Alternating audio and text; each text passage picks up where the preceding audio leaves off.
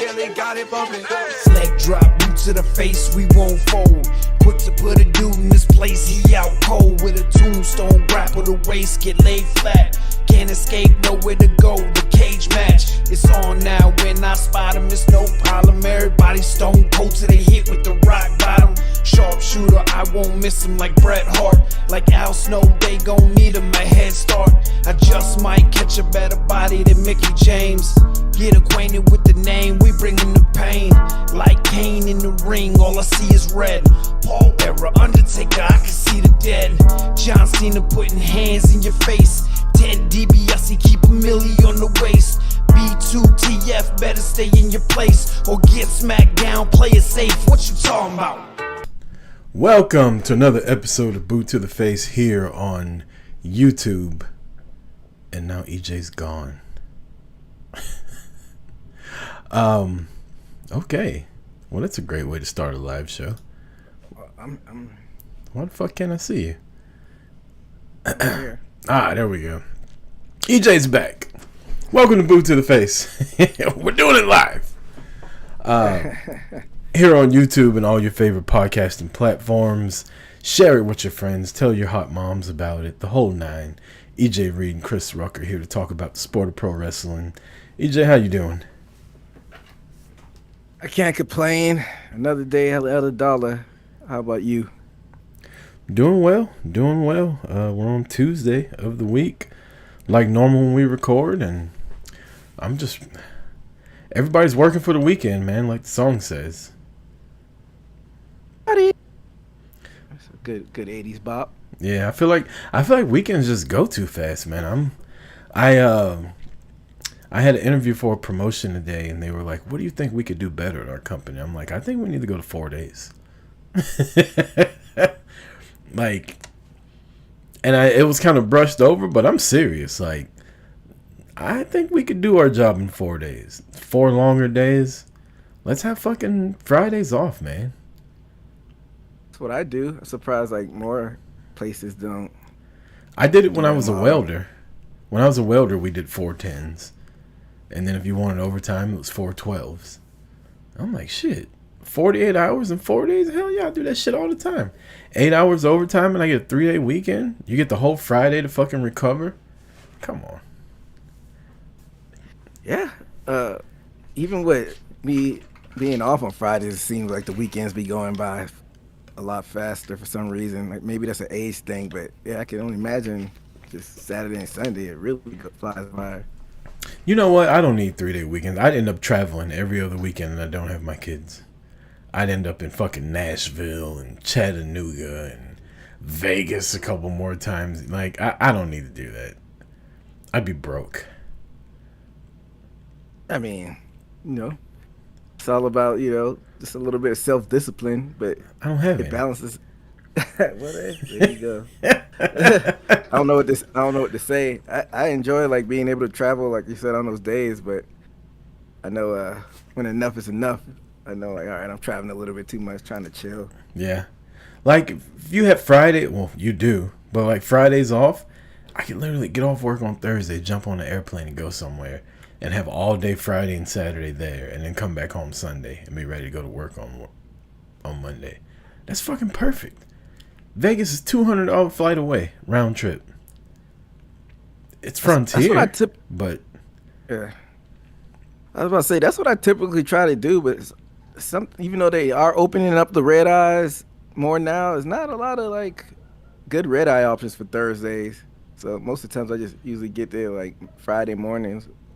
It wouldn't have to be a red eye. Like, I'm good with getting off work at like 4 o'clock, going straight to the airport. See, that's where the problem lies. I guess you could get up a little bit earlier because, like me, I could just basically start whenever I want to. I just got to be there for the meat of the day when I'm having hearings. So I guess if I were to, like, just, bite the bullet and get up a little bit earlier so I could get off later because, getting off at, like, 5 something, well, I'm not even thinking about, like, you live in a city where the airport is right there. Like, my closest, like, convenient airports are 1 hour and 45 and then 2 hours for Kansas City. Columbia is only 20 minutes away, but the fucking tickets are, like, triple the price sometimes. So. Yeah, that's what's good about my. So I can work and take a 6:48 flight to Vegas, and by 10:48 my time, I'm there, which is like 7:50 their time, right? So you're getting there, checked into your hotel, you're ready to party by 9 o'clock, and then you have fucking all day Friday and Saturday to party, fly back home Sunday morning, wake up, take a 7 a.m. flight, back home by 2, get a little naparoo in, good to go. Man, yeah, I'd be trouble on a 3-day weekend. Hey, there you have it. These kids don't need to go to college. Yeah. College is for fools. Yeah. But, get a job. But you doing anything interesting this past weekend? Actually, yeah. We had a work event. We do it every year, Family and Friends Day, and we have a rodeo where all the drivers they compete in a competition. All the drivers are signed up. This year was the most drivers that signed up. And you compete in a safety competition. You start out on Friday. You got to do a pre-trip of your truck, and they, give you points for all the shit that you get right. And then on Saturday, there's an obstacle course, and they give you a certain amount of points for all the little maneuvers and shit that you got to do. And your boy got first place, $600 coming to my next paycheck, and I got a little plaque. So this is like a competition, you said? Yeah, competition. This is my third time competing in it. I've never placed in it before. First place is $600, second place is $300, and third place is like $150, I think. And it's like you said it's like obstacle courses and stuff. Yeah. It's like that's pretty dope. So you start out, you're in the truck, and you pull up, and your truck is like 13 and a half feet tall. So there's a guy standing there with a little thing he raises up, and you have to tell him when to stop when you think your truck can go under it, and you get more points for the closer you get to right at 13.6, right? You go too high, you get no points. Too low, you get no points. But you get, from 50 to 0. And then you got to drive through these little, they got these little tennis balls on like a stick on both sides.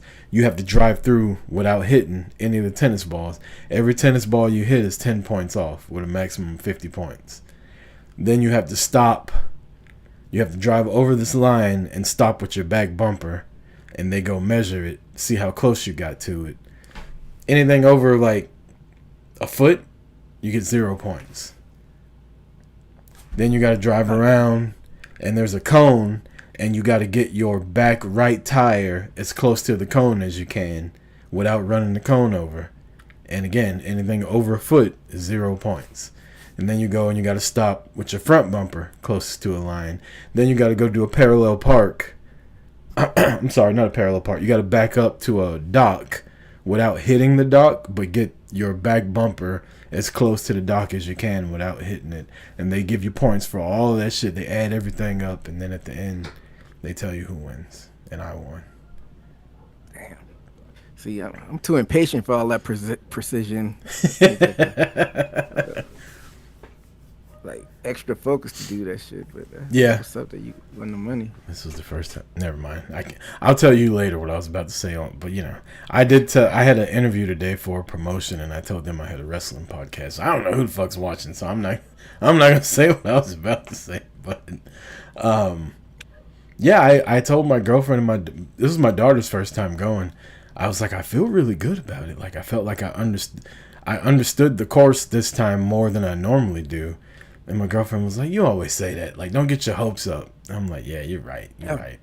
That's pretty encouraging. No, I mean, because I always say I feel good. I'm like, I did it. But this time, I think what happened was on the pre-trip, they changed some stuff up. And I found the shit that they changed. Like, there was no insurance card that was inside there. Like, most people don't look for shit like that. That's the first thing I look for if I get in a new truck. Make sure insurance and registration and the logbook and all that shit is in there. That wasn't in there, and the seatbelt didn't work. And I think people missed that. So I think that's where I fucking knocked it out, was on the pre-trip this time. I think like the dipstick for the oil was missing, and then like the belt was messed up or some shit. Like, there was a couple little things they changed up this time that I think was the reason that I got it. Shit, whatever they did, hopefully they'll do the same thing next year. So you can win it again. Well, hopefully next year I can't compete because I'll be in management, but we'll see. Oh yeah. Oh well, yeah. Hopefully the latter happens. Yeah, but that's what's up, man. And this was all in downtown Atlanta. Not downtown. My job is in Smyrna, so this was in Smyrna, which is excuse me, about 20 minutes north of Atlanta. And then later that day, we went to me, my girlfriend, both my kids. We went to my sister's baby shower, which was different because she had the baby prematurely, like 2 weeks ago. So they still had the baby shower, and everybody was there, kind of partying and whatnot. All three of my sister's kids were premature. That's why when. Oh really? Yeah. It's her third kid. Yep. When she announced the baby shower, I said to my girlfriend, I was like, why would she have the baby shower so late in the pregnancy? Like, and I shit you not, like a week later, she went into labor. But hey man, that's interesting. That's probably like a fun fact you could get to tell your friends when the baby is old. I attended my own baby shower. well, he didn't go because he's still in the hospital. So yeah, In the NICU. yeah. But her other two kids are fucking big as hell. Like my nephew Isaiah is like 6'3", I think. Got a job at Publix. Like he's just fucking. How old are her other kids? My nephew Isaiah is 16. He'll be 17 in December. He's like 6 months younger than my son. And then Aiden is about a year younger than my daughter, so I think he's 12. So they're around the same age. Man, he's 6'3". Yeah, that boy's big. Sign him up at Georgia. Get him a scholarship at Georgia. The most polite little motherfucker I've ever met in my life. He always has been. I keep thinking, like, he's going to end up turning, you know? Like, when puberty hits and all that, man, this little motherfucker is so polite and nice. Like, I'm like, jeez. Anyway. Yeah. He's a heel turn. Right. I keep waiting on it. He's going to wait till he's like 30. Come out with the dyed mustache and the black and white on. Fucking voodoo child playing when he gets out the car. What about you? Anything cool this weekend? And I was debating on going to the South Carolina Mizzou game, and I'm like, man, our quarterback just had a concussion. The tickets were outrageous. And I'm like, I think I'm bad luck. So because I went in 2021 and 2019 and we lost. I didn't go in 2023 and we still lost. So maybe it's not me. Maybe it's just the fucking Missouri. It's just bad luck for them to play. Sounds like it's odd years. Yeah, every time they come to Mizzou, hadn't won in Columbia, Missouri, since last decade. But yes, it was a good game and ended up still losing though. But it is what it is. But yeah, I'm glad I saved money because tickets were outrageous because it was sold out. So I saved money on that front. But you know, on Sunday, it's like football season and non-football season. It seems like my whole schedule is geared around football when it starts, like on Sunday. Because every time it's not football, I'm productive. Like go out for hikes and do fun Sunday shit. But every time it's football season, I just stay on the couch and watch fucking Red Zone for 7 hours, or the first two windows of the game, and then Sunday night football. So it's just like night and day when it's football season and it's not football season. Definitely not good health wise during football season. Less active, eating more bullshit, probably drinking. And then we had 2 wrestling pay-per-views to watch also. I didn't watch. I watched Wrestlepalooza live on my iPad while we were also watching a movie Saturday night, and then I woke up and watched All Out Sunday morning. But yeah, between wrestling and fucking football, you're right. Like, you really aren't productive. I need to start getting up earlier on Sundays, going to the gym or something, getting on the elliptical maybe or whatever. But because you are just laying around like sedentary as a motherfucker. Yeah, it's the American way. Speaking of the wrestling we had this week, let's get into some pro wrestling, EJ. We can jump into All Out, or we can jump into Wrestlepalooza, whichever one you want to talk about first. Well, we could go in am I saying that word right? Sequential order. Yeah. Yeah, We can start with All Out. All Out happened 3 p.m. in the daytime. Did you watch it live? I did.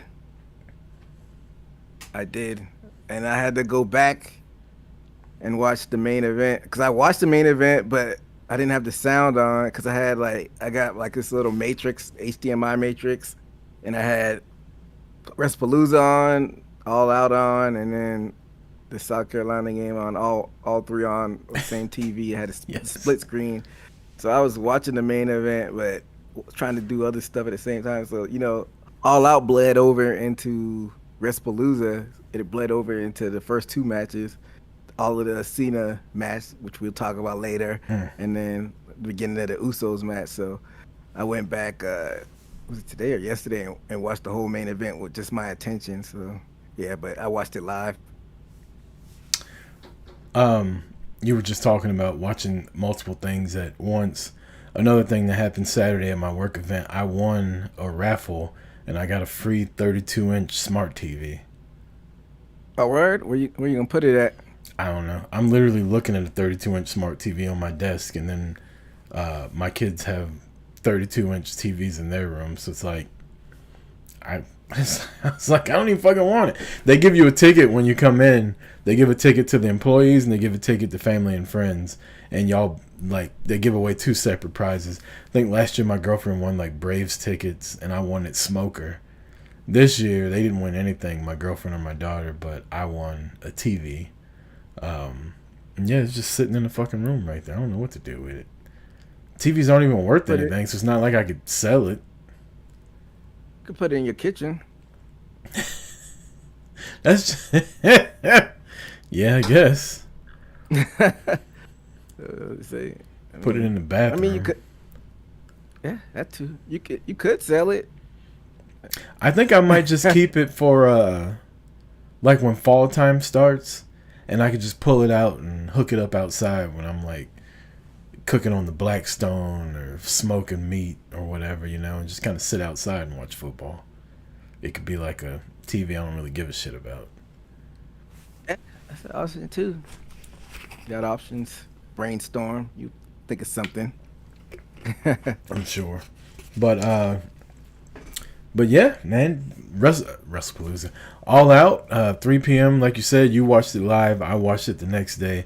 And I think this weekend was a turning point for people realizing that, yes, AEW costs more to watch their pay-per-views, but it's so much more worth it than paying $30 for ESPN to watch a WWE pay.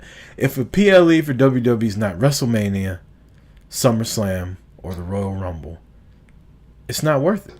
It just, nothing happens. And AEW shows you time and time again, storylines may not line up. This and that may not. You know what you're going to get, though? You're going to get some good fucking wrestling. And that's what they did this time. And like we've been harping on those, even as of lately, the storylines have been lining up more continuation, and we'll get into the interweavings of that when we really dive into that. But like you said, yeah, I mean, and including me, people were having trouble with, certain cable companies where you don't have to pay for the ESPN for Wrestlepalooza, but some of the cable subscriptions wasn't letting you log on to it, even though you had the tier that was, I think it was like a handful, like Fubo and DirecTV, because I have a Fubo subscription. For us bias? Yeah, Fubo, my bad. I said Fubo TV. Fubu. Yeah. For us. Yeah. By us, fuck you. Bufu, that's what it was. That was a ha. Yeah. Buy us for us. By us, fuck Buy you. us, fuck you. That's one of my favorite movies. But yeah. So if like sometimes, so like I said, in certain subscribers were grandfathered in, I guess, if you had the subscription, and I tried logging on, and it like redirected me to some shit. It was like go on to the settings and then click on ESPN and activate it, and I tried that and it still didn't work. And I heard the same thing happen for like direct TV subscribers when it still didn't work. So what, like, essentially, like you said, it's basically playing. It's just, even though like AEW has that tier where like, you get a discount, but you still got to pay $40 per month for the pay-per-views. Essentially, you're paying $30 per month for the ESPN thing as well, especially if your cable subscription isn't working with it, because you have like the standalone thing. So, and then like you said, you're just getting 5 matches and basically a glorified house show or Raw. So, lucky for me, Stephanie McMahon gave me a promo code for NordVPN. So, you finally got it. Cooking? I got that $2 a month, I think, for the next 24 months. I got a VPN, so I just put that little joint over the Canadian flag, and next thing you know, my Netflix lets me watch all that shit. Yeah, I got a feeling how money hungry they are. They're gonna try to like find a way to block it. Oh, they definitely are, because people are bragging about it too much. It's gonna be like too many people using it. They're gonna see ratings aren't what they should be with the US. Netflix ain't gonna give a fuck though. They're gonna be like, well, I don't see the problem. Yeah, exactly, because they're getting all the ratings now. They're gonna figure out a way. But if they do that, and I'll just have to go to my other methods.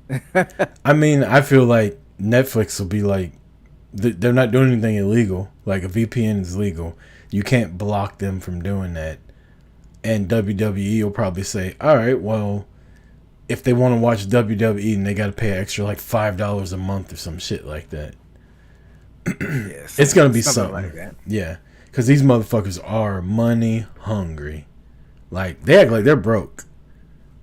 I'm like, dang, how much more do y'all need from us? But yeah, like you said, either that, because I can't remember what I was watching, but I had a VPN on, and I can't remember. I don't want to give them. Hopefully, nobody from WWE's listening. It was like, you got to turn your VPN off to watch this. I can't remember which subscription it was. I can't remember. It wasn't wrestling related. It was something else related. So I'm hoping that WWE doesn't do anything like that. Or like you said, do like a little $5 subscription for Netflix or some bullshit. Also, I know we're talking about All Out, but everybody was complaining, I pay for not commercial breaks. So they literally put a screensaver up and was like, we're in a commercial break. And people were complaining, and I'm like, I hear the complaints, but I also hear WWE. They're going to be like, we didn't show you commercials. Like, but we were at a commercial break. And I know on Raw, if you're watching internationally, they have like Jackie Redmond will be interviewing the New Day, or they'll show like who's got the craziest costumes in the crowd and shit like that. They didn't do any of that. They were just like, no, you don't want to pay for commercials, cool, but you're going to sit here and look at this goddamn screensaver. Like, these motherfuckers are just greedy. Exactly. And that's another thing I just unlocked. I'm just going to leave the VPN on because, like you said, for Raw, I have a Netflix subscription, but like they give me the commercials, even though I pay like a higher tier for Netflix. I don't know why I get commercials with Raw, but when I flip the VPN on and still watch Raw on there, then it gives me the international where, like you said, we got the segment. So I'm just gonna leave that motherfucker on for here out watching anything WWE. And NXT is on Netflix, so yeah, NXT, SmackDown, all that shit's on Netflix with a VPN. I love that. I know, like you said, they just want more money, but it seems like more convenient if they just did Netflix for everything, even stateside. But whatever. Right. We went from paying $9.99 a month or whatever Peacock was, free for most people, but whatever Peacock was, now you want $30 a month, and then you got. We'll talk about WrestleMania ticket price later. But anyway, back to All Out. Tony Khan, big ups to Tony Khan. Tony Khan says, I'm charging you $40, but you can get your fucking money's worth, and you always do. I think there was some stuff about the show I didn't like, EJ, but I just feel like AEW's cooking right now. Like, they really are. They got really good momentum going now. I mean, I think I probably know what you didn't like. It's probably the opening match. I enjoyed it, even though like it's still Edge and Christian. But the only thing I didn't like was the damn Big Bill and Eddie. I thought that was pretty bad. But everything else, I enjoyed. Eddie Kingston's just not good in the ring. I know people love him on the 45. microphone, and that's not old, but it's just, you know. He's never been in shape. Those chops that he does in the corner, like, Big Bill wasn't settling his chops at all, and then halfway through the match, he doesn't look, and Big Bill's selling that, and I'm like, he was slapping the shit out of you earlier, and you sold it. I don't know. And then he completely missed on the fucking roundhouse right hand that he won the match with. Yeah, that's what I said. That's like the only thing that was, bad. But even Tony Schiavone was like, that didn't hit. he didn't catch all of it. Tony Schiavone.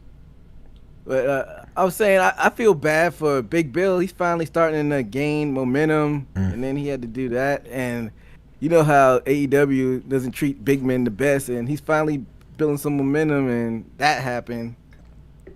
I don't know. It is what it is.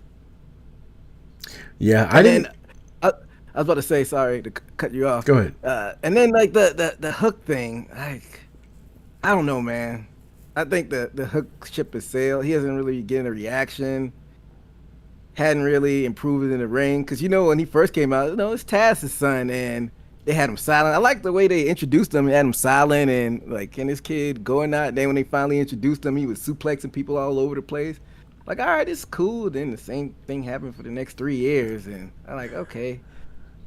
As I'm sitting here, I have a Sting action figure to my right, and you were talking about Hook and how he got introduced. My introduction to Hook was he was with Team Taz, and Sting and Darby were feuding with Brian Cage and Ricky Starks.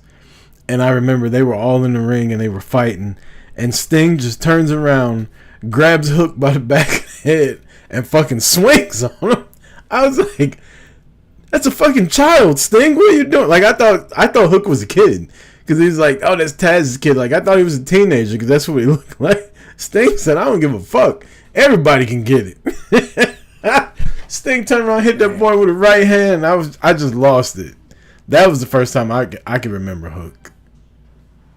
That's dope. I gotta go. Was that a Dynamite episode? It's probably Dynamite where they were trying to jump Sting and Darby before, because they had that cinematic match. Sting and Darby versus Ricky Starks and Brian Cage. Okay, so this is like 2021, early 2021. I think. No, this was before that because the pandemic was after that. So this was like 2018, 2019. No, you're right. Sting came in 2020, so this was in 2020. And then they had. I thought that cinematic match was at Revolution. That Revolution that you went to. No, Revolution. Oh no, you went to Double or Nothing. Was it? But you went to Double or Nothing. I thought the cinematic match was at Revolution. His first time coming out. His first match may have been. He came back. Winter's Coming.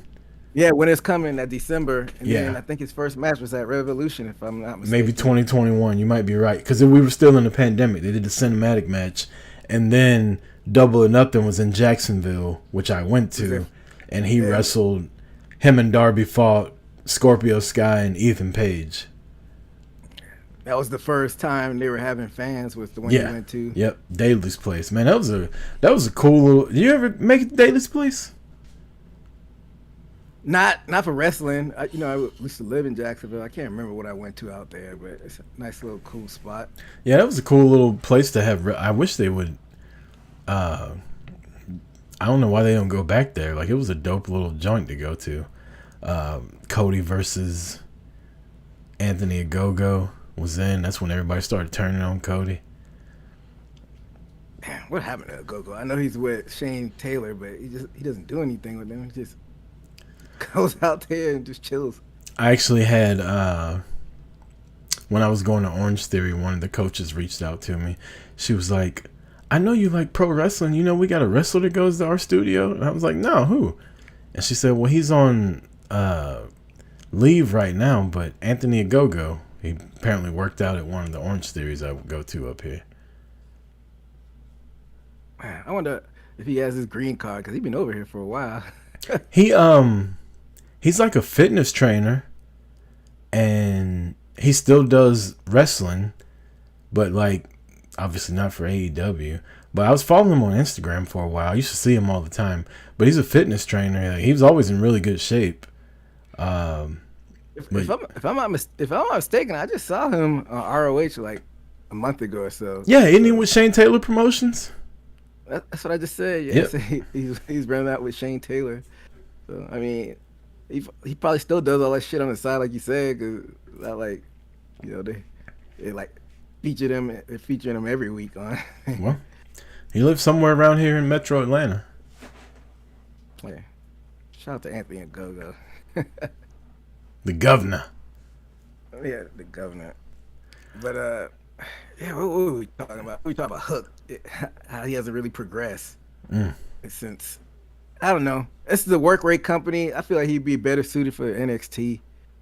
You know, he's got the boyish charm, and I think he'd fit well there, because like he's just like stuck in. They keep throwing him with like veterans. Keep having him be like the young boy. Looks like that's what they're gonna do with Eddie Kingston right now. Yeah, he was with Samoa Joe, and he got mad at them and threw a temper tantrum. Now he's with Eddie Kingston, and I'm like, if I'm Hook, I'd rather be with Samoa Joe. Yeah, that was a dope group, but shit, how does that look though? You got Shibata, is badass from Japan, and we know how Powerhouse gets down. Then you got Hook. Hook's from Brooklyn. Is he? Yeah, he's from Red Hook. That's where the name Hook comes from. I know, but I feel like his dad was like the one that was in the streets of Brooklyn. This motherfucker's at a private school somewhere playing lacrosse. Lacrosse. That's not even a joke. He had like a lacrosse scholarship. Playing lacrosse. Oh my god. So He's on the rowing team like old boy in How High. He saw his mom in the sky. He said, your mom in the sky? He started rowing fast. It's hilarious. When's Dick Buckets gonna quit fucking riding me? He said, Coach, he just cursed. That guy had a punchable face. The guy who's really the did. girlfriend. Look like MJF. Yeah, that same mold. But yeah, that like I said, that was the only thing I didn't really like. But as far as everything else, I enjoyed it. What you say? A few things. I'll tell you what I didn't like. Yeah. I don't have a problem with Chris Statlander being the women's champion, but I have a problem with Toni Storm having the run that she's had, and a 4-way title match gets made 2 weeks ago randomly. I will give Tony Khan this. At least he booked Tony to be the one to take the pin, and somebody else didn't get pinned and she lost the belt. But still, it was such a throwaway match, and you just took away her title reign, like out of nowhere. Honestly, this is just a way for Mercedes to get the title without beating Toni Storm. I don't know if that's the route they're gonna go, actually. But could it have been built better? Yeah. But that's what we talk about, and we complain about the other side of things is like run of the mill, just keep doing the same thing. Like I was super shocked when I did the backpack pin or whatnot, and got the. I don't think anybody predicted Chris Statlander to win. And I think Tony, if it was her like first reign, I would have been like, okay, yeah, that was a weird way to end it. This is her 4th reign. She's Teflon at this point. Yeah, but she's the most over women's wrestler that they have. And she just beat Mercedes Moné, who's collecting all these belts. And she's beat Megan Bayne, who was undefeated. She beat Mariah May, who beat her. Like, she's on this fucking run where she's destroying people one-on-one. And then you put her in a 4-way that was thrown together a week and a half ago, and she loses? Like, what was the point of the title reign? The title reign that she's on is something that you use to build the next person up that beats her. Statlander didn't gain anything from beating Toni Storm in a fucking 4-way. Well, it makes her like be able to compete with like that echelon of women, even though she's not quite on that level. It elevates her. But like we compare it to like combat sports, like sometimes you have a champion that just is off on their game and they could lose at any given time. So that's why you got to pay attention. I hear all that, but it would have been better if it was 1-on-1.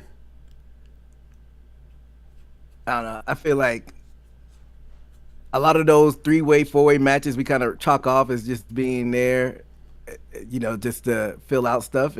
Shit, I know that you could possibly lose it. So I like the unpredictability of it. Like you said, there's here and there, things here and there. Like you said, like looking at it from the other side of things where, you know, Toni Storm has been going on this 8-9 month run and they could have used it to do something else. I don't know what they would have done. Like if you to build it up, I guess with, I'm trying to think of somebody on the come up, maybe like a Willow. I agree with you, but do that with the TNT title, right? Do that with the international title, not the fucking women's world championship where the most over person in your company is the champion and she's turned back every fucking challenger. And now she just loses in a random 4-way that most people probably went to the bathroom for because they didn't think there was a chance in hell she was going to lose. Yeah. Like I said, I'm on the side of things of liking the unpredictability of it. And I'm curious to see what they do next because I have a feeling that this is leading to Chris Statlander kind of being the woman leader of the Death Riders and being like a tyrant with the belt. And that's how Toni gets it back. She'll be the hero to get it back from the Death Rider. God, I hope not. I hope we don't have to do a year of her with the fucking belt in a briefcase.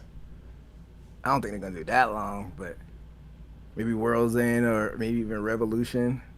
Also, what's Marina Shafir gonna do while that's happening? She doesn't like Statlander.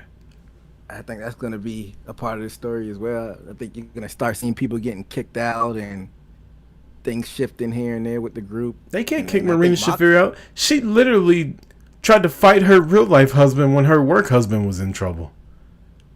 I missed that.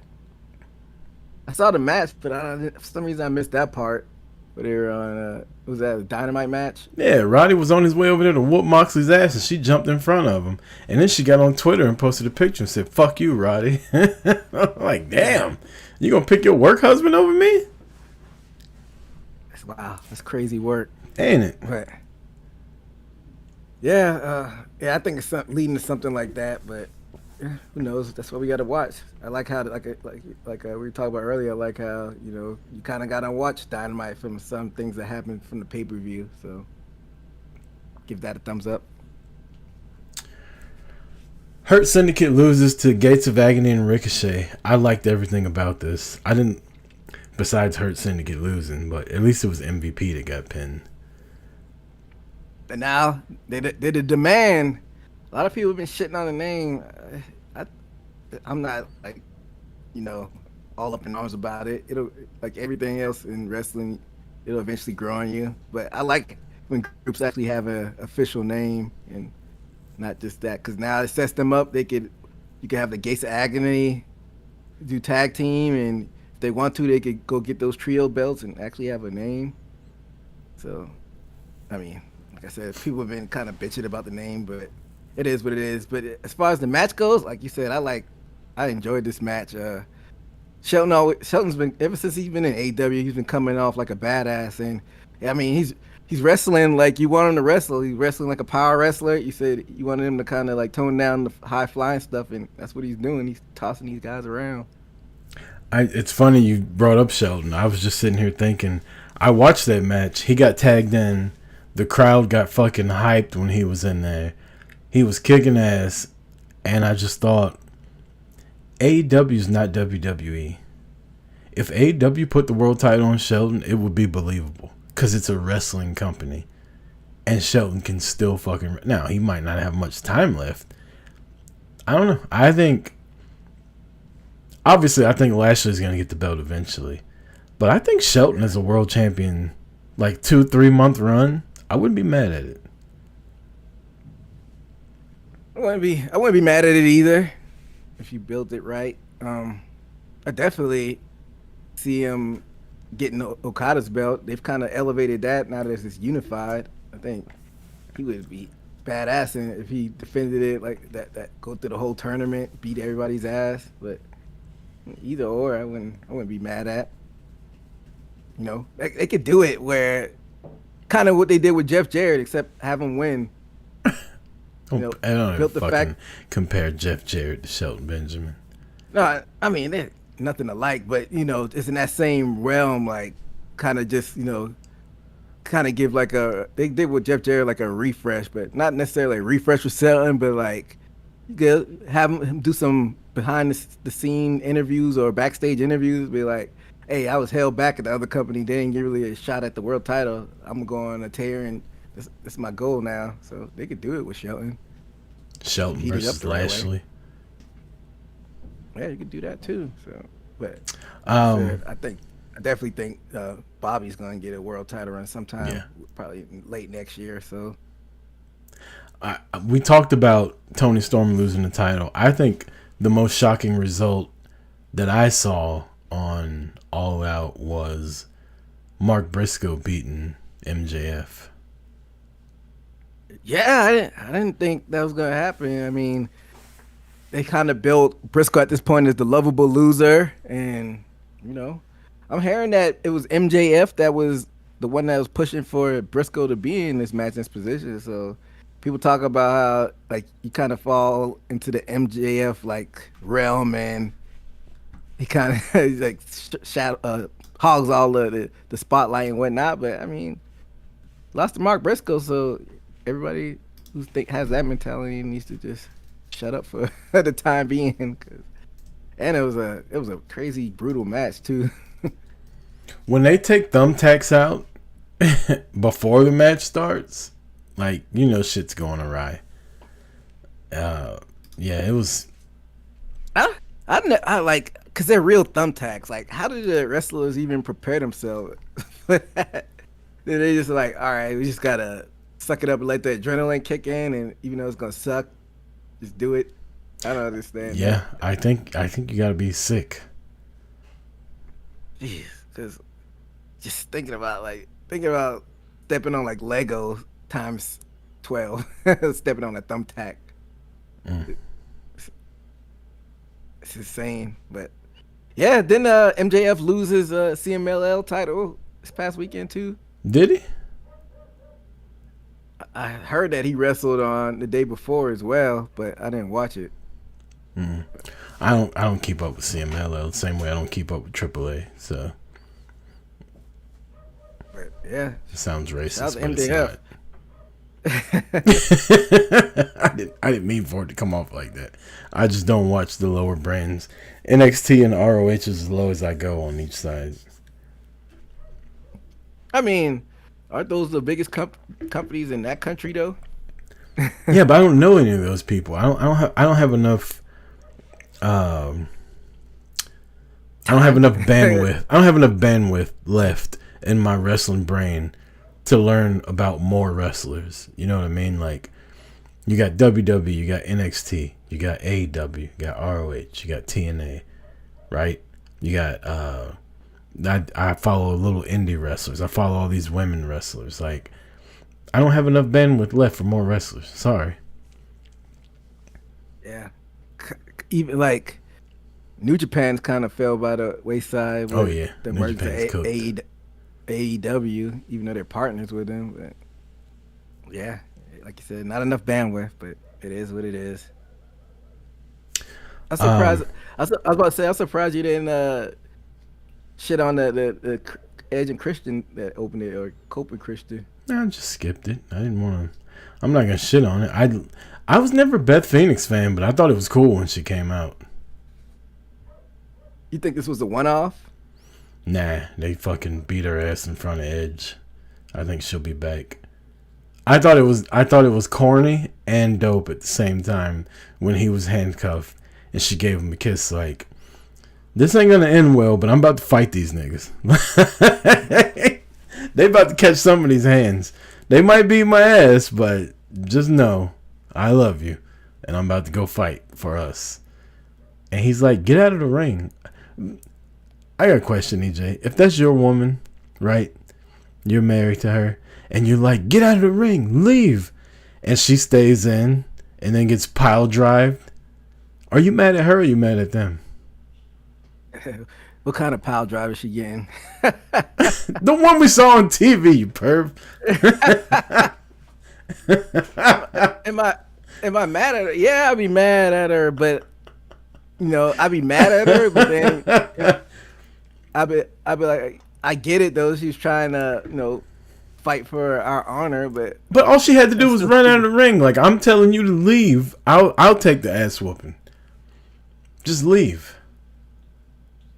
But on the other side of things, wouldn't you be happy if you had a down chick like that who's willing to scrap for you? Nah, we both ain't got to get our ass whooped. I'm already getting my ass whooped. You can somebody's got to tell the story. Somebody got to call for help.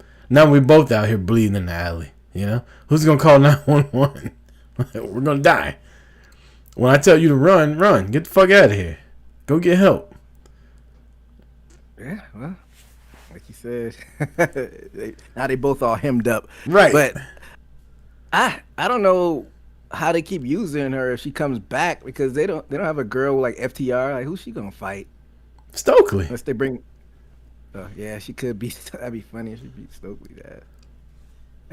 Yeah, I guess they could do that. No hope for Stokely ever having an in-ring career after he gets beat up by Beth Copeland. But I guess so. What other newsworthy things happened? Mercedes beat Riho in a good match.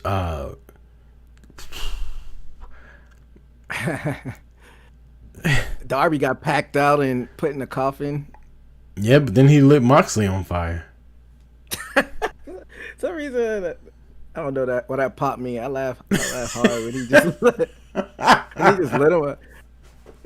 It's so unnecessary. I just had to laugh. It really is. Like, why we lighting niggas on fire? What part of the game is that? Moxley bloody murder. Man. Hilarious. Classic AEW. But what about Pac coming back? Pac? Yeah, with a new haircut. Man, I don't know how I feel about the haircut, but is there something to, maybe I'm reading into this, like the internet neck bears, as like, is there something to like him and Garcia wearing black instead of the white tees? I don't know. I didn't even think about it until you just said it, but I feel like he was wearing black just to kind of show up and be a surprise, and Garcia wore black to be a surprise also. So I think eventually they'll get to the white tees, but man, this group's getting bigger and bigger. We thought they were done after Hangman took the title from them, and they just keep growing. They're like a goddamn fungus or something. Like them and the Callis family, like, comprise 80% of the roster. Yeah, I think Moxley will probably go away though, so maybe it'll be like somebody tries to take the leadership role from him. I mean, shit, he was on fire. He's got to go away. Finally get that vacation, but I thought Darby's gonna win. I think I picked Darby, but it is. He still got his get back, but yeah. Also, classic like superhero movie shit, right? Like the bad guy's got the good guy tied up, and he's like, "All right, everybody, get in the truck and leave. I got this from here." When y'all got him outnumbered, and instead of y'all keeping him outnumbered, you send everybody away, and as soon as you do, this motherfucker gets up and beats your ass. Like, when you had him killed. Yeah, that is like some classic movie shit. Like, Eddie, like, that was like another stupid villain thing that they do. Why do he tell his crew to leave? Like, I got this. Right, exactly. Meanwhile, he's not tied up or anything. He's just laying in a body bag. Like, all he's got to do is get out. You don't have him handcuffed. You don't have him fucking zip tied. None of that shit. You're like, we're good. Don't worry about it. Yo, go ahead. I'll see y'all at the rendezvous point. No, you won't. Nigga, you on fire.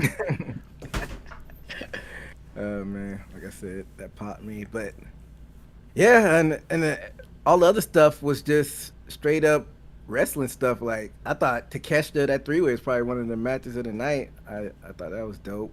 Mm. That ladder match was a car crash. Brodito. Yeah, bro, they're cooking it.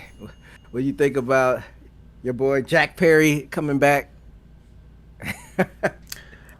I don't know yet. I thought it was a cool moment, but I don't know how I feel about it just yet. I'm gonna wait and see what they follow up with tomorrow night on Dynamite. I know how I feel about it. This is his own doing. This is the only way he could get back in the good graces of the fans after the whole CM Punk thing. So, it's kind of like his pseudo punishment. Like, you got to go back to the tag team division and rehabilitate yourself. I thought the scapegoat shit was good though. Yeah, but the people were booing him, but it was like, that was the point. He was a heel. but like it was always tied in with being with CM Punk, which I don't think is a good thing necessarily because the guy ain't in the company. He's getting booed, but some people like, I don't believe in X-Pac heat, but it is like some like sarcastic heat where people just like just antagonizing you for like outside of wrestling shit, which I think is a little annoying. So I think this is a good way to kind of cleanse it and kind of start all over, and crowd was eating that shit up to go forward. Yeah, that's what I'm saying. Got to take 2 steps back to go forward. So if he was hoping to have a singles career, he's got to go back and do his tag team shit before he branches off again. So like I'm with you. I got to see what happens on Wednesday. See how this turns out. But they got bodies in the tag team division with them coming back, and looks like the Acclaim are coming back. I don't know how I feel about that either. No, I don't want this. Let's go, Max. You're the best wrestler alive. Let's go, Max. You're the best wrestler alive. It's catchy. Yeah, it is. I mean, if you do get the Claim back, like, what are you going to throw that Billy Gunn back in there too? Because I feel like he was kind of. No, they need to whoop his ass. Yeah, that'd be yeah. What if they just go back heel? Because they originally started off as heels. They just whooped Billy Gunn's ass. Yeah, just beat his ass, get him off TV. Like an uncomfortable ass whooping, right? Like, all right, this has been going on for like 5 minutes. Like, they trying to kill this motherfucker. That's the kind of ass whooping they need to give Billy Gunn. Yeah, I agree. Remember The Rock kept just beating the fuck out of Cody? That's the kind of ass whooping they need to give Billy Gunn. You think because he said cut, the shit stops? Fuck that. that was so good. But God, I miss The Rock. And then they say, well, you'll be seeing him when he comes back in Saudi. Don't do that. It's coming. I don't even know why we all trying to pretend and it's not. Can we go to Saudi Arabia? They like black people over there? I don't think they do, to be honest. Fuck. Man, where can we go, EJ? They just like us. We can't go anywhere. Go back to the motherland. I don't even think they like us there no more. Especially not South They Africa. like us. Not in South Africa. But everywhere else, we're good. Jeez Louise. Can't go to England. Can't go to America. Can't go to Saudi. England? They don't like niggas in England? You serious? That's not true. They got Well, you better do some research. They got a good bit of black people in England. They got a good bit of black people in America too, EJ. I mean, I get what you're saying, but it's a big. I don't know about the rest of England, but London's cool. I've been there. They fuck with us. I was told England's really racist, and I've done some research, and apparently it is. Everybody has racist jokes. Like, it's like what, thousands of years of the royal family. You saw mad when Meghan Markle got in their family, like. Yeah, so like, of course, like the 1%ers don't fuck with black people, but you got more common people that. Who's she married? Prince William? Prince Harry. Yeah, he said, "Shit, y'all can feel how y'all want to feel. You see that ass?" Exactly. That's bullshit. Exactly. Meghan Markle ain't got no ass. She's tiny. She's pretty though. I liked her in Suits. Yeah, I mean, like you said, everywhere worldwide, they got some bullshit about us. I mean, you were in Asia, but the language barrier probably I was in shields you Japan. from. Japan is in Asia, But I was in Japan. so still Asia. I get it, but the point is, I was in Japan. Japan's a little more like New York, and the rest of Asia is like America, right? Like, so everything's accepted in Japan, but in the rest of Asia, they probably, there's probably some Alabama parts of Asia. Were you in Tokyo? Yep, Tokyo and Osaka. I was looking for Maybe Tokyo. Of course, I was looking for Io Sky and fucking Asuka, but they weren't there. Well, Tokyo is like, I heard is like New York basically. Maybe some other parts of Japan that you didn't hit that are more like the rest of the Asia. Like, I went to Osaka, I went to Shibuya, and I went to I can't remember the name of the other city that we stayed at. But man, Japan was phenomenal. It really was. It sucks that I got food poisoning, because now I have to go back to like redo all of it. But Japan really was phenomenal. hey, one day I'll hit it up. But We should go together, EJ. Let's go to fucking Wrestle Kingdom. that would be dope. Hit up Wrestle Kingdom. Wrestle Kingdom 2027. This year, Takeshita's could be vying for the world title. Yeah, next year the 2027. tickets will be like damn near free though, because New Japan's will almost be out of business. So we should go in 2027. I hope WWE doesn't try to buy them. But it's a topic for another day. But the main event for All Out, even though it wasn't a lot of storyline progression at the end, I thought that was like probably the match of the weekend. That shit slapped. Kyle Fletcher's the future. I know you weren't a fan of him being in this spot if he's gonna lose, but I feel like he showcased a lot in the match. I think it was clear it was supposed to be Wardlow, and Wardlow got hurt, but Kyle Fletcher definitely made a name for himself in this match. It was a really good match. I kept thinking something was gonna happen because they fucking followed Hangman all the way up the stage and the whole nine, and I'm like, somebody's about to attack him, and it never happened. And I think it was just a cock tease that I didn't need. Just end the show with him in the ring celebrating. Yeah. Isn't that how the show ended, with Hangman celebrating? He went in the ring and he like walked back up the ramp and he had his back turned to the ramp. Like, it was drawn out like something was about to happen, and then nothing ever happened. Yeah, I mean, I guess they could have just had him do it in the ring to, not have you waiting for something. But yeah, overall, I mean, maybe it was supposed to be Wardlow in that spot, but they did what they had to do to progress us to the next thing, and I don't really know what's next for Hangman at this point. We'll find out tomorrow night on Dynamite.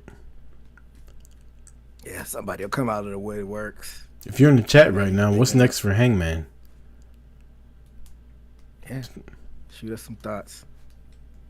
But, well, Wrestlepalooza, you watched the whole thing live? John Cena versus Lesnar was a waste of fucking time. I became one of those fans that I don't like during Wrestlepalooza, where I just complained the entire, like, I was looking back at the tweets I was shooting out on Boot to the Face, and I just complained the whole show. And I don't like being that kind of fan. Like, I like watching wrestling for fun, but it just pissed me off the whole show. Well, I mean, it's not just you, because I was skimming through social media, like everybody on IG, like the content creators, a lot of them shit on it. A lot of people on Twitter shit on it. So a big consensus is people didn't really like this show. And then it is what it is. And then when you think about the point of the show, was to counter program AEW, and then AEW smokes you and puts on a show fucking 15 times better than yours. WWE is basically saying, like, we don't give a fuck. Y'all are going to watch regardless. Like, we're trying to put them out of business. We don't have to have a good show. We can just have a show. And y'all are going to fucking watch. And it's going to take away. We could do a whole episode on how they fucked up the John Cena retirement tour. This ain't what we want. Yeah. You know, the heel turn was cool. I was digging it at the beginning, and then it kind of went awry. He turned face. He lost the belt to Cody. The man has 5 dates left, and you just have rapey Brock Lesnar come out and destroy him in 8 minutes? EJ, you're smart with money. How would you feel if you paid $8,000 to sit front row for your last time seeing John Cena? He comes out for an 8-minute match, and 7 minutes and 12 seconds of that match, Brock Lesnar's beating the dog shit out of him. Now I want to throw this in a alleged rapey, just to clear boot to the face from any liability. But yeah. I don't know, man. Wasn't this a repeat of his when he first faced Cena and when he came back? It wasn't the first time, but yeah, it was basically the SummerSlam 2016 match all over again. Or was it 2014? I bet, because I want to say he faced Randy Orton at the 2016 one, but I don't know. Yeah, one of those fucking matches. I don't know, man. It's like, I know this is what Brock matches are at this point. Suplexes. But like you said, people paid $8,000 for front row seats, and they gave us the same thing. Like, I can see if it was like, I don't even want to do that to Seth Rollins, but like somebody, because this was pretty much his match with Dean Ambrose was like this, a bunch of suplexes and at Mania, but you could do that with somebody that's not John Cena. Y'all are supposed to be like pairs on the same level. It's the same thing. And I know John Cena got the 3 FUs in, or attitude adjustments in, and then they just did the reverse with the F5s. Just left a lot to be desired. They have fucked up the John Cena retirement tour so bad. And you want to know what makes it so egregious? Malpractice. Booking malpractice. Okay? That's what Triple H is doing. Because if you go back last year, Sting says, I'm retiring at Revolution this year. And he was booked to perfection by Tony Khan. In the eyes of WWE and most fans, John Cena's on the higher level than Sting is. Not to me. But fans will tell you that John Cena is more important to wrestling than Sting is. How do you fuck up the John Cena retirement tour? When he's got a limited number of dates, he's counting them down, you turn him heel, you don't do a goddamn thing with him when he's heel, you turn him back face, he loses to Cody, he fights Logan Paul, and then gets destroyed by Brock Lesnar. Now on a random fucking people on Twitter road for it. Now he's fighting AJ Styles at Crown Jewel. Cool. That's what the rumor is? No, that's official. He's fighting AJ Styles. Yeah. He announced it and Triple H announced it. And that is what the tour should have been.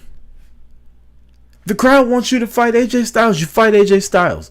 Why are you getting destroyed by Brock Lesnar on the John Cena retirement tour? You got kids in the crowd.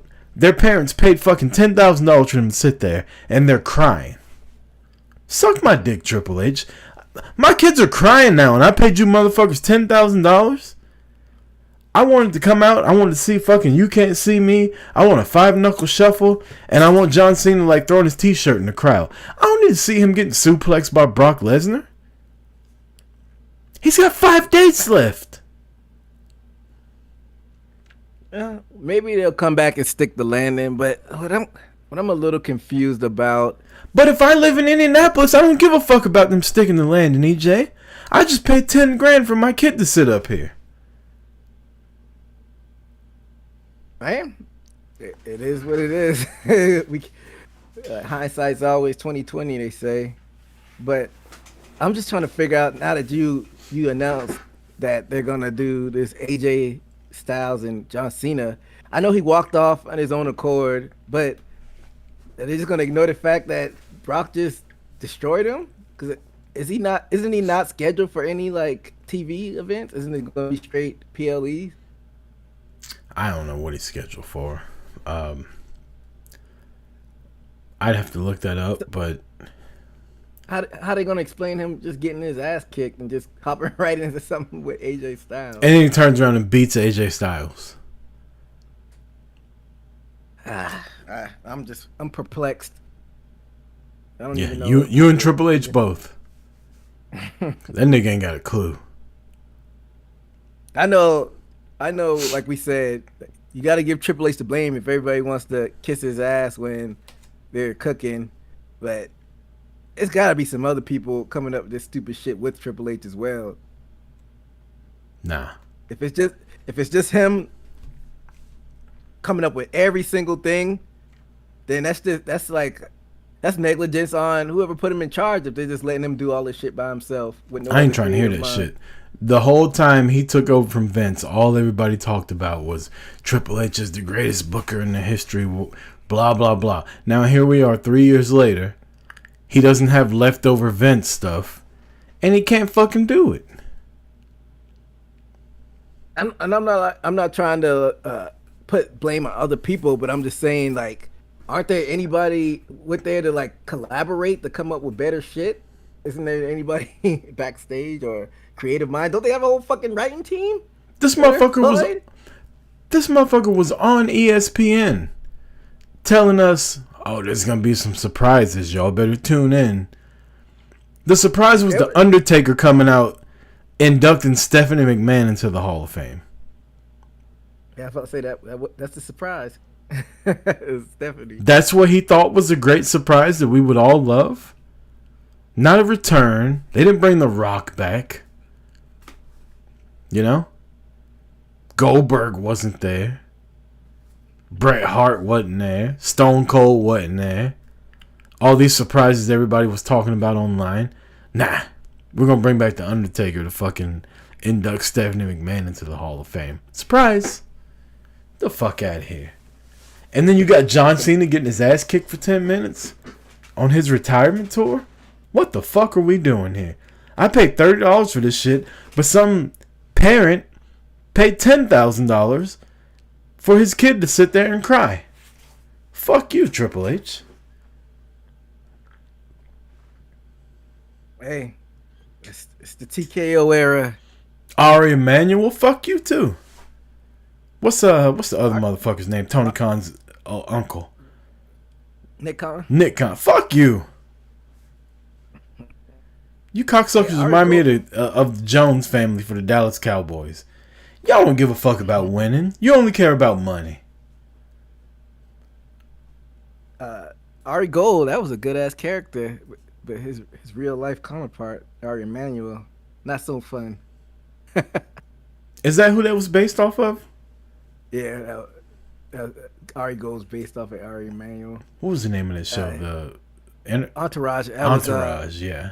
It's supposed to be loosely based off of Ari Emanuel and what's the fucking Mark Wahlberg and Ari Emanuel. Yeah, Triple H sucks, man. Hey, I was a Triple H guy growing up. Never. My homeboy was The Rock, and your homeboy my was other smarter homeboy than was you. Stone Cold. And my other homeboy was a Stone Cold, but I I can't even defend what's going on right now. But like you said, people gonna still tune in and watch. So, in the words of WWE, fuck y'all gonna do about it? Y'all gonna watch anyway. Yeah, keep on crying, bitch, on your podcast. I bet you'll be here on Thursday night or Friday night, Wednesday night, Monday night. You'll still be here. Exactly. But, you know, the silver lining for everything, I thought Stephanie and Io cooked. Whew. Stephanie's so fucking good. And not to brag, you know, but I can remember on this podcast when they debuted on NXT, I said I think Stephanie's gonna be a bigger star than Julia. You said, nah, Julia's way better. And I know Julia came in with a bigger. Hold up. No, we can go back to this episode. We'd have to find it. I did not say way better. You were like, nah. I said Julia would be the biggest star. I didn't say she was way better. I said I think Julia will be pushed more because the power's in the pin. But I was wrong. Yeah, you ain't know nothing about the devil's kiss. I mean, sometimes it takes a move. But not just because not just because I picked Io to win this match. I think that Stephanie Victoria should be positioned as the next big star of the division. And I think Io, storyline wise, probably should have won. I think they should, like I said on the preview show, I think I missed this. They should have just went the traditional route. You could have had Io beef with Asuka, maybe have Asuka win it at the Royal Rumble and have Stephanie McCurry win the Royal Rumble and have her win the belt at Mania and have that be her crowning achievement. And this is our woman moving in the next 4 or 5 years. But they jumped the gun and did it at Wrestlepalooza. But I'm not mad at it, but I think you could have made it even bigger moment. I feel like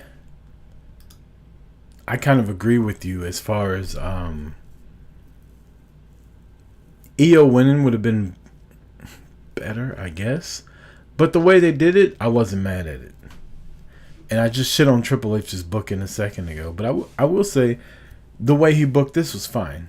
When she won, I wasn't like, what the fuck? Io should have won. Like Stephanie's a star. Sometimes your babyface up and coming wrestler doesn't need a struggle. Sometimes they're just fucking good. You know? Sometimes you draft the quarterback out of college, he comes in, he starts right away, and he kicks ass. Sometimes he needs to wait on the bench and sit behind Brett Favre or sit behind Aaron Rodgers. But sometimes Tony Romo gets hurt and Dak Prescott just steps in and he's all right. And I think that's what this is.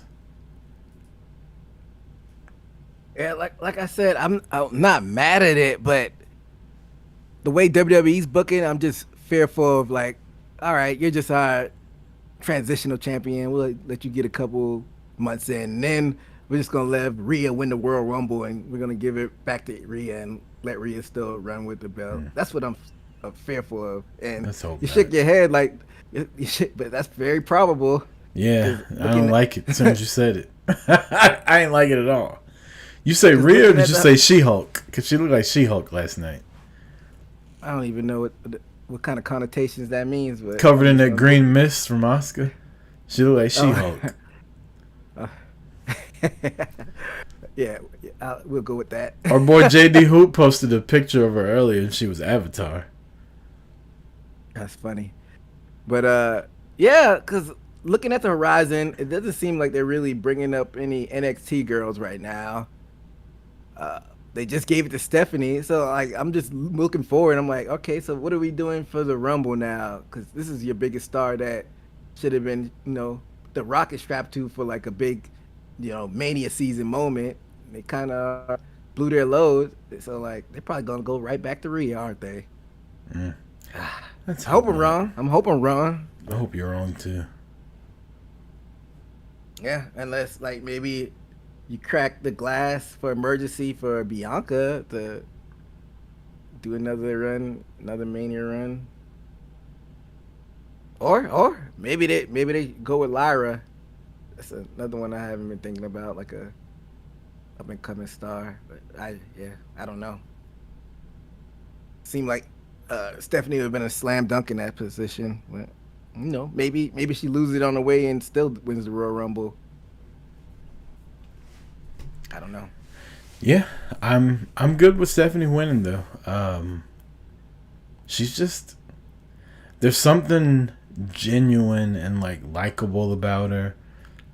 Obviously, she's a really good looking person. She's really good in the ring. Like, who gives a fuck if she can speak perfect English or not? That always pisses me off when people are like, oh, she can't cut a promo. Sometimes you don't need to cut a promo. Sometimes they just need to ring the fucking bell. Like Adam Cole told Karrion Kross. You got all this entrance, you got the hot girl, you got all this shit. You know what they do for me? They ring the bell. And that's what they do for Stephanie. She don't have to speak perfect English. I totally agree with you, but WWE's track record, I'm trying to think of somebody who they've really pushed who doesn't speak all that well. The biggest example maybe the Oscar, and look, they never really treated her the best when she's a champion. Oscar was fucking, she's won Money in the Bank. She's won Royal Rumble. She was the longest reigning NXT champion. She was undefeated. She's multi-time women's world champion. She tapped out Becky Lynch in the heat of being the man. She's accomplished, but I'll say this. You could say the same thing, like you could bring off AJ Styles and Daniel Bryan's accolades like that, but did they really give them the ball as like the guys? I don't think AJ Styles or Daniel Bryan have the accomplishments that Asuka does. Okay, even like a Seth Rollins, has he ever been the guy? He's the guy right now. Is he though? Cody's the guy. Roman's the guy. So I feel like And Seth could cut a promo. You're right. I feel like Seth has always been a step behind Roman, Cody, Brock. And I feel like Asuka's always been a step behind Becky, Sasha, Charlotte. But a step behind the top tier is a damn good place to be. Yeah. But what I'm just trying to say is I think Stephanie, like you said, has the skill to be the woman of the place, but the way WWE runs it, they're all about we need to be on ESPN and Good Morning America and all of this. They go by the traditional. They'll put on fucking Telemundo then. Yeah, do that. But, do you not want that market? Yeah, I'm just trying to play devil's advocate in what we've seen for this company in the past. I say run with her. I'm trying to get a devil's kiss. What does that even mean? You're trying to get a devil's kiss. You said you wanted to be devil's advocate. I want a devil's kiss. Seth and Becky versus AJ and CM Punk.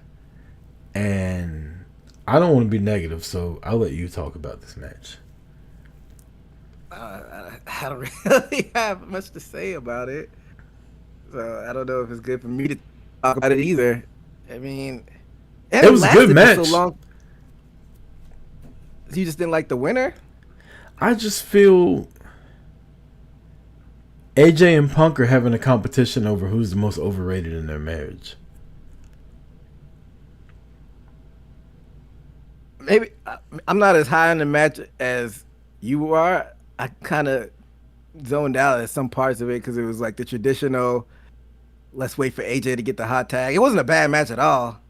I'm not saying it was a bad match. It was solid, but I don't. So when you mean by going for the most overrated, like what's your gripe? I don't have a gripe. I just think people look back on AJ like she was this great wrestler and she wasn't. She was the best wrestler in the Divas era. Like, she was the best wrestler in the Diva Search era. I'm sorry. Because she wasn't better than Mickie James. She wasn't better than Lisa Marie Tara. She wasn't better than Molly Holly. Like, there were so many women's wrestlers better than her during the Divas era. But she was the best during the Diva Search era, when it was Kelly Kelly and Layla L and fucking Eve Torres and Michelle McCool. You know, Maurice, Oksana. I don't even know who the fuck Oksana is. Boy, that's a damn good Google search right there, EJ. That's all I'm gonna tell you. She was the best of that. Caitlyn. Like, AJ Lee wasn't good. We talked about it last time. Like, she was popular for getting passed around on TV. That's why she was popular. But you just said you enjoyed the match, so what's yeah, of course. Becky Lynch and Seth Rollins were there. So, I guess moving forward, I guess you're saying she's got to show and prove. I'm guessing because that you enjoyed the match. So going forward, it looks like it's probably gonna be her and Becky 1-on-1. So I feel we'll like see if she gets exposed. I feel like Becky's gonna expose her. I feel like Becky had to slow down a lot for her in that match. But like I said, a lot of it was like smoke and mirrors, where you know Punk doing most of the work and then her doing the hot tag. But like you said, a lot of times Seth and Becky are the cologne, and they could cover up a lot of deficiencies you have. Yeah, a lot of the stench. So yeah, it was fine. Speaking of Crown Jewel, it looks like Seth is doing something with Cody. Have they announced anything besides that? And then Cena, is it gonna be Becky and AJ? It'll be Cena and AJ Styles. It'll be Cody and Seth, and it'll be Tiffany Stratton and Stephanie Vaquer. Those are the only matches that are confirmed right now. So you're gonna go off on a limb and say Tiffany retains on Friday? Oh yeah, that's right. I'm sorry. It's Stephanie versus whoever is the champion. I forgot about that match. I actually think Jade might win. I was thinking that too. But I don't think a Stephanie Jade match will be good. I think that'll expose Jade. I don't know if Tiffany and Fakira definitely be the one leading everything, but I think Tiffany can keep up. Yeah, I thought when Tiffany was on NXT and she got brought out, I'm like, yeah, that makes sense because she could go, but maybe I overrated her a little bit. Yeah, because you saw her get carried by Becky. Yeah, so Tiffany and Stephanie will be fine. I think you could tell the good, like, David versus Goliath with her and Nia, Stephanie and Nia. But I don't know if they'll give Nia another run right now. So I don't know. Yeah. Now that you said it, I think it's gonna be Tiffany. Now that you just mentioned the other two that in the match, just because they're doing the showcase match at a Crown Jewel, it's got to be a winner. So Cody beat Drew. Yeah, that's the thing. Like you said, they were up on these platforms saying that you're gonna get a surprise, and just to have that ended, nothing happening storyline wise, and once again, like we talked about on the previous show, when is Drew gonna finally win? Like that would have been the perfect like surprise moment. Isn't Cody going to go film more movies? Like that would have been the perfect way to, even if it's like a month reign, just to have Drew finally get it. And the match wasn't bad, but you know, I'm not gonna go back and rewatch it. Ever. That's how you that's how you bookend it from start to finish. You start off with the Cena thing, and then you bookend it with the Cody, and that kind of cast like a weird shadow on how good the Stephanie and Io match was. The way you started and ended the show, and we didn't even talk about the Usos. I thought that match was good too, but It is what it is. Super Cody, it's your boy. My dog. I don't know. Where's Roman at, man? Oh, we want Roman. I thought Cody was the quarterback. That's your quarterback. You said he was the quarterback. He said he was the quarterback. Yeah, I thought he should have won the title at 41, but what do I know? Yeah, it is what it is. This crown jewel is interesting in having it in Australia. It's just gonna be a stopgap, and what I will give him is I don't really know what's gonna happen at Survivor Series, which is a good thing. It seems like they could go a few ways, so I think that's what we're waiting on at this point. I'm to the point now with WWE where it's not even important that I see their shows. What do you mean by that? I mean, their PLE, like, I think Raw and SmackDown are way more important to watch than their PLEs that aren't Royal Rumble, WrestleMania, and SummerSlam. I don't give a fuck about Crown Jewel. Wrestlepalooza was trash. Evolution was great. It was an all-women show.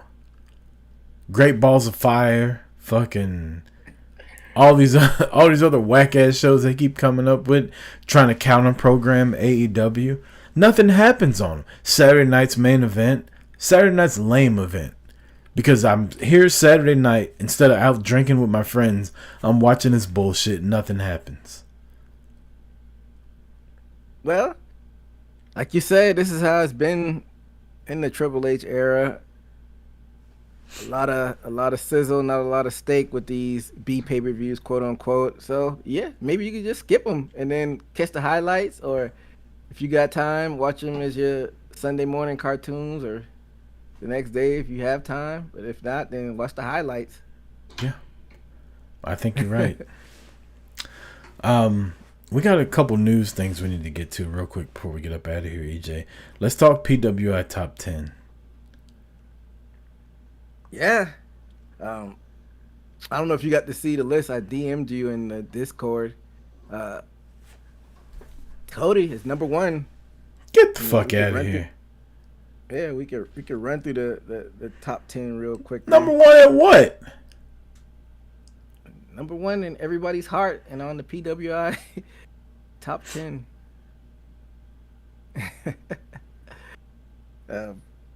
Yeah. You got Mox at 2, Gunther at 3, Hangman 4, Hiroku Goto at 5. Your boy Jey Uso top 10 it's probably his first time cracking the top 10, right? Yeet. Swerve 7, Seth 8, Mystico 9. I didn't realize how heralded Mystico is, the former what was his name in WWE with the mask? Sin Cara. Cara. Yeah, former Sin Cara, number 9, and then Ospreay to round up 10. And I think the full list comes out in December. I don't agree with Cody being number 1. I don't agree with Hangman Page being number 3. He should have been higher. Was it 3? He's number 4. Number 4. I'm sorry. Actually. Yeah. 3 is the ring general. I don't agree with Swerve being number 7 and Rollins being number 8. Like, they should all. The top 5 should be Hangman, Swerve, Rollins, Gunther, Cody. Not in that order, but that should be the top 5. And they do it. I think the dates that they do it from are from like June to June, if I'm not mistaken. So Cody wasn't even the champion for a lot of this year. It was Cena. So yeah. But then you got to take into factor he was the champion for all of the second half of 2024. I don't know, man. I agree with you, but I don't want to come off as a hater. I like to try to be objective, looking at the stats and the facts. And he was champion for a lot of that duration outside of the last few months. I don't think PWI is about being champion. I think it's like in-ring work, right? Isn't that what it's about? I think it's the whole package. Because if it's about in-ring work, he shouldn't be in top 10 at all. Not to say Cody's bad, but you don't have Takeshita in your top 10 if you're just talking about in-ring. I guess you're right. I think it is the whole pack. And if that's the case, how's Jey Uso not in the top 5? Royal Rumble winner, won the world title at WrestleMania. And he had an Intercontinental title run. Main evented Survivor Series, Royal Rumble. Wrestled on the debut of Netflix. Got a win versus Drew McIntyre. Like, how's he not in the top 5? Yeah, I mean, you can make a case for Jay being in the top 5. I haven't seen a lot of Goto's work in Japan, so I can't really have an opinion on that. Yeah, not a lot of people have because New Japan's a sinking ship. But yeah, Swerve, I wouldn't have mind seeing him in the top 5. Because he had his title run. His title run was in that frame because he lost it at All Out. I think All Out was in August last year. So, yeah, we talk about it, this list every year because it's something to talk about. But, opinions are like assholes. Everybody has one. But, you know what everybody doesn't have, EJ? Mm-hmm. Enough money to go to WrestleMania. Yeah.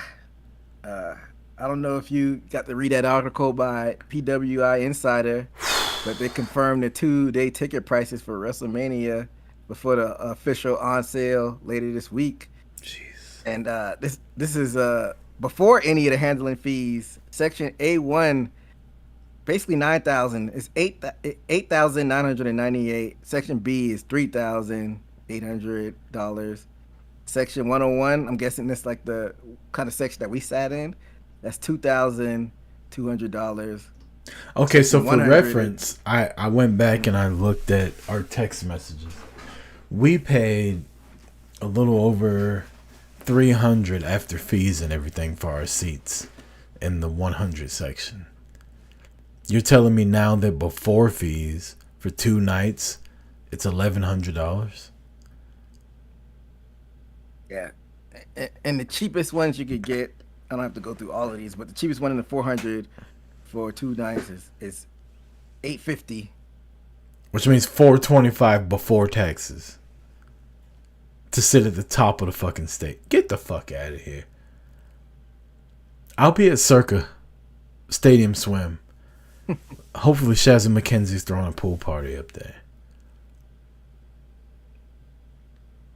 One thing I'll say is, for anybody that is thinking about going, you might just want to wait and get secondhand buyers prices, because if some people trying to get rid of the tickets that sold them, they'll lower them. I think that's what happened to us because we got ours from Ticketmaster.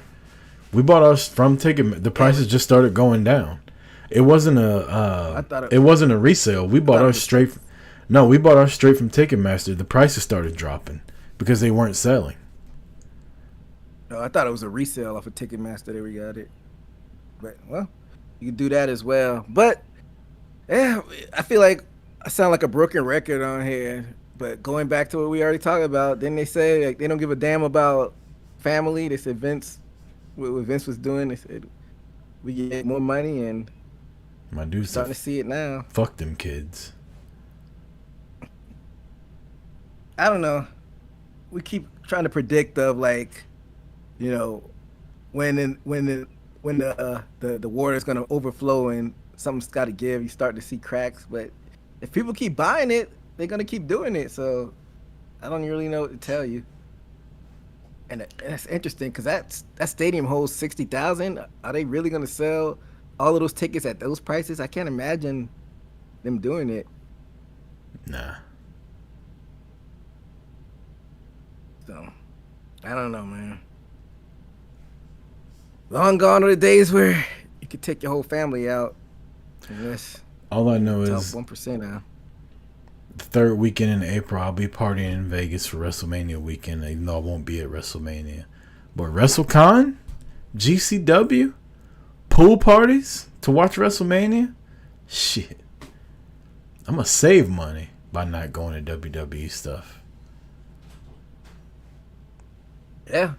It's probably going to be like a even bigger deal with like the independent shows because the year after that it's going to be in Saudi Arabia. I heard they did offer GCW to come out there, but that's not set in stone. So, Right. hey, Vegas is going to be lit. Vegas is going to be lit with the indie shows this year. So, hey, I recommend people do what you do and just Go out there for the party. Exactly. Let's get to these No Mercy predictions and then get the hell up out of here. Yeah. Well, NFL predictions too, but early. Yeah. Well, I know. Let me refresh this because they probably funny. I'm like, so I had the page up for the matches and it only had 4 listed. I'm like, let me refresh this. Maybe something's happened. And lo and behold, a match added when I hit refresh because we always record during NXT. I can't remember which match wasn't on here, but let's run through it. NXT No Mercy. Remember that video game? That video game was dope. No Mercy on Super Nintendo? N64? Yeah, you're right. That's what I meant. That's one of my favorite games of all time. I still got like the emulator on my tablet, and I got No Mercy on there. It's one of my favorites, but they've got it as a NXT show nowadays. This is live and direct from Fort Lauderdale, FLT War Memorial. How many people does this place hold? Looks like a nice little venue. Holds about 3,400, so that's nice because they'll have it packed out.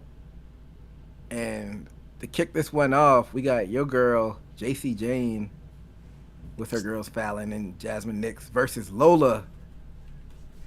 And she's going to be accompanied by looks like some Japanese wrestlers that I don't know about. So it's something that probably happened on NXT tonight. Who you got? I got Lola Vice. It's time. I think so too. I was about to call her Lacey. JC has had a longer reign than I thought she was. Way I longer. thought it was gonna be like a little transitional thing. But she had the belt longer than Jey Uso. That's disgusting work. But I like to stay positive. I'm gonna just go with Lola on this one. I think this is the match they added. They got Sol Ruka, your champion, versus Laney Reed for the WWE Speeds Women Championship match. So Laney Reed, I want to say she's one of these Evolve girls. They kind of just brought her up. I think this is too rushed. She just blends in with the rest of these like random NXT girls backstage, to be honest. Maybe she'll, separate herself from the pack in this match, but I'm going with Sol. Yeah, I'll go with Sol Ruka too. Next up, Blake Monroe versus Jordan Grace in a weaponized steel cage match. Again? Maybe they break out a little bit of Mariah May and maybe they just have it just be a knockout, brawl out. I doubt they'll do blood, but maybe something like that. Jordan Grace is going to win this time because Mariah Ray's been beating her ass every time before that. Yeah, I got Jordan Grace as well. So I think somebody, people can mess with the Wikipedias. I think some people added they added those extra people in because I was like, why did all these Japanese wrestlers accompanying Lola Vice? So I just refreshed and it's gone. Because Ethan Page is defending his North American championships against Tavion Heights, and they had Tavion Heights accompanied by Pete Carroll. I'm like, all right, this don't look right. Pete Carroll? The fucking coach for the Broncos? Yeah, or the Raiders? I'm sorry. The Raiders. Yeah. I refreshed it, and it's corrected. That's what happens with Wikipedia. People can edit it. But Tavion Heights, he's still like the generic guy to me. He's got a little bit of moxie on the mic, but he's still just like the generic All-American wrestler, which only Kurt Angle can really get away with that. So they need to do some type of some type of change as far as gimmick. Because like I said, I heard him on the mic. He's got like the conviction in his voice, but he just doesn't have the character. So I'm going with Ethan the retaining this one. Yeah, I got Ethan Page also. Next up, which should be the main event, Obafemi or Trick Williams, because they had a match, title match tonight, which I think is going to end in the schmoz, versus Ricky Saints for the NXT Championship. It's odd because originally I picked Ricky Saints to beat Obafemi, but if this comes down to Ricky versus Trick, I don't think he'll win. But if it's a 3-way, I still think he'll win. It's give me Ricky Saints. Man, you got my pick. I got Ricky winning this too. I think it's time, and if Ricky doesn't win it here, then I don't know, because this is like the perfect spot for him right now. Right. So I got Ricky winning it as well. Same. That's all we got. Those are the only matches? Yeah, 5. That's how they get down. 5 matches. Get it done and get out of there. Well, let's jump on this NFL picks and. So last week I don't want to talk about it. We had a good bit of picks that were different, and you said either somebody's gonna pull ahead or and I was like, nah, it's probably gonna end up even out, but it was the former, like you said. Yeah. So we had 6 different picks. I went 6 for 0, but I went back and listened to the show. For some reason I didn't pick the Chiefs game. I don't know, maybe I was multitasking, even though I did write myself down for the Chiefs, but since I didn't pick it on the record, I'll just have that as an L for me. So of the 6 picks we did differently, you picked all of them right? Yeah, I picked damn. all of them right. That's awful. Yeah, you predicted it though. You said somebody's gonna pull ahead of me. So for the overall records for the season, you're at 26-21. I'm 34-14 going into week 4. So let's get these picks in. Let's open it up. So my street clothes wrestler of the week is Lola Vice for what she's wearing tonight. Well, since we go into that real quick, I'm going with Seth Rollins. He had the black and gold drip on with the shirt open, confronting Cody Rhodes. I thought Seth and Becky looked good last week together as a couple when they were both out there in the all leather. I wonder if they shop in the same section at the store. It's a look cute on you, Seth. In the women's section. Shopped in the Matrix section. But let's get these picks in. So let's do it. Get on out of here. We'll fly through these. Thursday night football. You got the Seahawks and the Cardinals. Let me get the Cardinals. Gotta win. But let me get the Cardinals. I'll take the Seahawks. Green Bay traveling to Dallas to face the Cowboys. Man. Green Bay. Yeah, I'm going with Green Bay as well. Vikings at Steelers. Yeah, Minnesota. I was, even though I picked them, I was surprised they beat the brakes off who they faced last week as bad as they did. But that's tough. And they did it without JJ McCarthy. I'll take the Vikings. Yeah, I'll go Vikings too. Commanders at Falcons, and is there any update on Jaden Daniels? I don't know, but the Falcons are hot garbage. They got shut out by the fucking Carolina Panthers. So what your brother have to say about that? Nothing. Same. I got Commanders. Yeah, I got the Commanders. Bills at home against the Saints, the god awful Saints. I got the Bills in this one.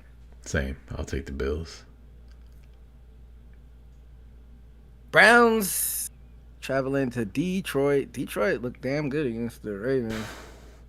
The Browns, though, that defense is Man, I'd kill for a defense like that in Dallas. Yeah, I'm surprised they beat the damn. Both of us chose the Packers last week. And I'm gonna take the upset special and get the Browns. I got the Lions. Panthers at Patriots. Patriots. I can't predict what's gonna happen with this one with damn Panthers stumping. Yeah, I got the Patriots. Chargers at New York. I'm going with the Chargers in this one. New York Giants, to be clear. I'll go with the Chargers also. Oh, this is a hard one to pick. This will be a good game, and it's gonna be an early game. Eagles at Bucks. I'll go Bucks. Eagles on this one.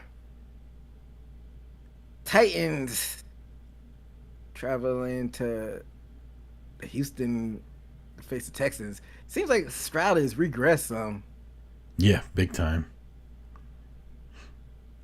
I'll Titans aren't go. good either. I'll still go Texans though. Cam Ward is like right there, but he's just not playing well enough yet. He'll turn the corner eventually though. It's, rookie growing pains. Colts going to LA to face the Rams. Colts, Danny Dimes been dropping dimes, but I'm still going with the Rams on this one. Oh, Colts. The Fighting Tony Khans, the Jacksonville Jaguars, traveling to Santa Clara to face the 49ers. Jags. I'm going 49ers. Oh, this will be a good one too. This is a afternoon game. Ravens at Chiefs. Ravens.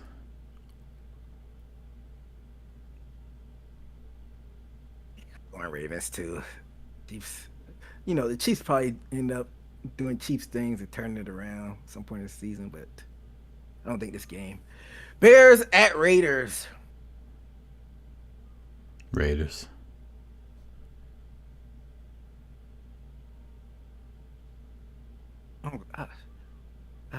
Both of these teams suck. I don't know how the Bears did what they did to the Cowboys. Shit pisses me off, but I'll go Raiders. Jets traveling to Miami to face the Dolphins. This is Monday Night Football. 2 Monday night games. Give me the Dolphins. I must be missing something here. Because I'm going to go Dolphins too, but I don't see a Sunday night game on here. Let me go back because I usually cut and paste. But while I'm doing that, Bengals at Broncos. Broncos. Really? You like the The Broncos? Bengals don't have a starting quarterback. Oh yeah, you're right. I keep forgetting that. Is Joe Burrow? Is he coming back? Not for the next 2 months.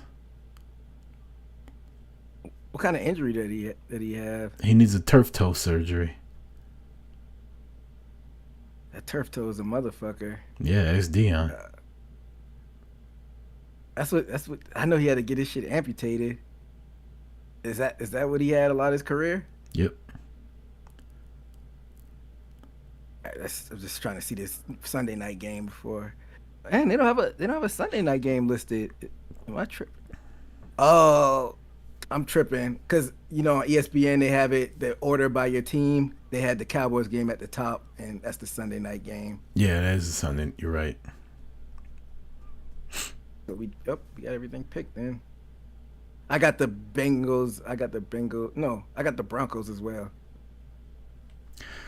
Well, EJ, before we get out of here, I'd be remiss if I didn't bring up the Hall of Fame announcement this week from one of the best female wrestlers to ever grace the ring. I shouldn't say one of, I should say the best female wrestler to ever grace the ring. And I'm not talking about what happened at Wrestlepalooza on Saturday. I'm talking about the fact that come Bound for Glory in October, TNA Wrestling will induct Mickie James into the TNA Hall of Fame. And I, for one, am extremely happy about it, that she's finally getting some of the respect that she's deserved for being one of the best women's wrestlers of all time. So congratulations, Mickey James, Hall of Famer. I've taken pictures with a Hall of Famer, EJ. We've had a Hall of Famer on Boot to the Face. Hey, well deserved for Mickey James. You swerved me. I thought you were gonna talk about. I said, did we already talk about Stephanie? Boy, if you don't stop. But yeah. Yeah, shout out to Mickey James, like you said, one of the greatest to do it in that era, or even every era. Friend of the show, he's bumped in there many times at conventions, and just an overall good person. It's just good to see good people, good things happen to good people. So shout out to Mickey James. And is this gonna be televised? We make sure we gotta. I'm sure. I think they do televise the Hall of Fame inductions for TNA. I know I've seen footage of like Sting going in and Kurt Angle, so it may not be live. We can figure that out later, but for now, yeah, Mickey James, Hall of Famer for TNA, since WWE won't fucking do it. I'm about to say that's what needs to happen. It should have happened first, but in due time. Yep. So, congrats, Mickey. Love you over here at Boot to the Face. You got anything else you want to get out there, EJ, before we get up out of here? Good show. Went a little long, but it's more content for people to consume. Just shout out to everybody who tuned in live, and make sure to follow us on all social media platforms, and stay tuned for what we got in the future. Yeah, and fuck WWE pay-per-views. For EJ Reed, I'm Chris Rucker. This has been another episode of Boot to the Face. Until next time, peace.